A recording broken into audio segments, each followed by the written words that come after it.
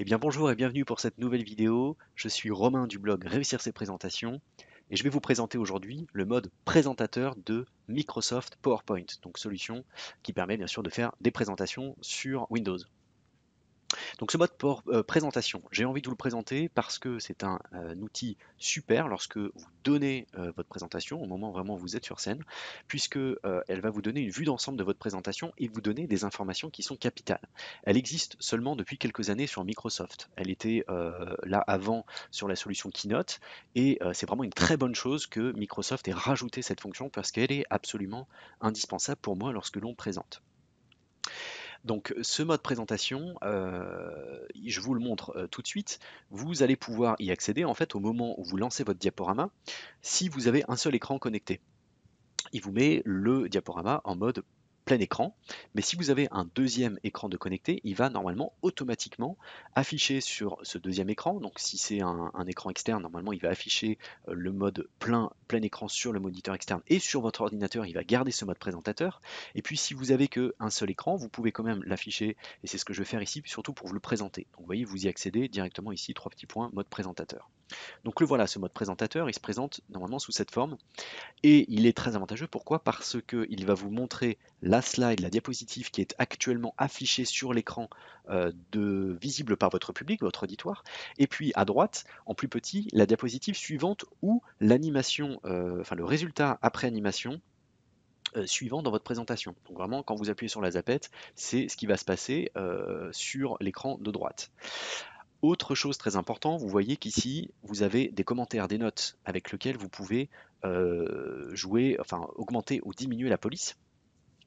Donc c'est ça qui va être également très intéressant. C'est vraiment les deux choses les plus intéressantes dans ce mode présentateur. C'est déjà le fait d'accéder à la diapositive suivante. Et le deuxième aspect, c'est de pouvoir visualiser ces notes. Puisque vous savez que je défends sur ce blog, sur ces présentations, de proposer et de faire, de construire des visuels au design le plus simple possible. Donc la plupart du temps, ce sont des visuels, des images et très peu de texte. Vraiment, je conseille 6 mots maximum par slide, pas plus, et 6 c'est déjà parfois trop. Donc du coup, ça nécessite de connaître parfaitement sa présentation et d'être très à l'aise.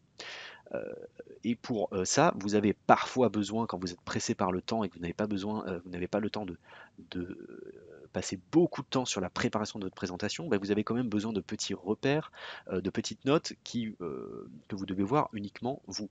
Donc ça, c'est idéal pour ces notes. Donc bien évidemment, idéalement, hein, ce mode présentateur, il va être soit visible uniquement par vous sur l'ordinateur. L'idéal, c'est d'avoir ce qu'on appelle un écran retour.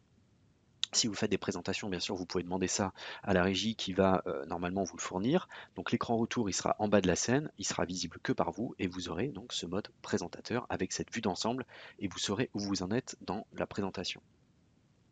Donc je voulais quand même vous montrer comment afficher les notes, hein, au cas où vous ne savez pas le faire, mais vous voyez ici, vous avez en bas de l'écran notes et vous pouvez activer ou désactiver vos notes. Donc vous allez pouvoir pour cela, chaque slide comme ceci, ajouter ou supprimer tout simplement des notes. Donc ici, hein, par exemple, je vais ajouter voilà, un mot-clé, d'accord, et du coup, je vais relancer le mode présentateur et vous allez voir qu'on va visualiser du coup mes notes directement ici dans ce mode présentateur. Donc vraiment, je conseille absolument d'utiliser ce mode présentateur. Il est vraiment idéal. Je vous fais un petit panaché des autres fonctionnalités. Donc, lorsque vous êtes en train de régler, c'est-à-dire au moment où vous arrivez, vous connectez votre écran, eh bien, vous pouvez basculer entre le mode présentateur et le diaporama. Donc ça, c'est quand même très utile également, puisque parfois, voilà, le bon présentateur ne se met pas sur le bon écran. Et puis, vous avez d'autres fonctionnalités, mais bon, qui ne sont pas franchement très utiles. Donc le pointeur laser qui vous permet de montrer éventuellement, ça c'est visible par votre public. Mais bon, je passe pas trop de temps là-dessus parce que pour moi, on en a normalement pas besoin.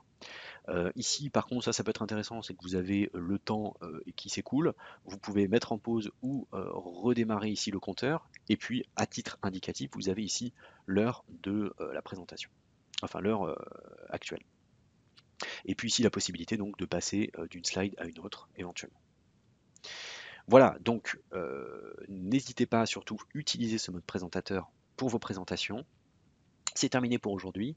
Je vous dis à bientôt pour la prochaine vidéo. Et puis surtout, si vous êtes sur Mac, je vais tourner la même vidéo avec le mode présentateur de Keynote, pour lequel j'ai une petite préférence quand même, parce que, encore une fois, il est fait à la sauce Apple et c'est encore plus fin, plus propre, plus joli, et surtout il y a des fonctions aussi qu'on n'a pas dans le mode de présentateur de Microsoft. Et je vous montre ça dans la vidéo PowerPoint. Dans la vidéo, pardon, Keynote. Allez, je vous dis à très bientôt pour la prochaine. Au revoir.